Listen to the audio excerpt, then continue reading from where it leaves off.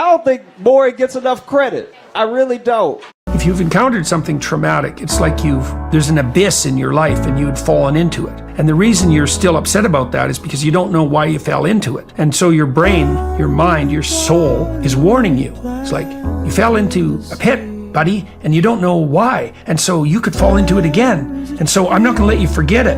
You have to figure out why you fell into that pit. And if you've done something particularly terrible, then that's a very deep pit. And that's very, very hard on people. It's very common for soldiers, for example, to develop post-traumatic stress disorder when they watch themselves do something they can't believe they could do. And it flips their understanding of themselves upside down. They don't know who they are. And they also don't know who other people are. And they don't know what the world's like. It's not what they thought it was, that's for sure. And there's a lot more to them on the dark side, let's say, than they could have ever imagined. It's like, that's definitely the case. Well, how do you come to terms with that? You come to terms with that fundamentally. The deeper the trauma, the more a religious approach is necessary. Because if you're traumatized, you're in the landscape of good and evil, right? You're traumatized by an encounter with evil. It's not mere tragedy. It's not just that something bad happened to you. Bad things happen to people all the time without them being traumatized. Usually if someone's traumatized, they've been bit by malevolence. Might be their own, might be someone else's. They've been bit by malevolence. They don't know what to do with that. They don't know what to do with the reality of evil. One of the things you do with the reality of evil is start to understand the mythological landscape, and that is the landscape of good and evil.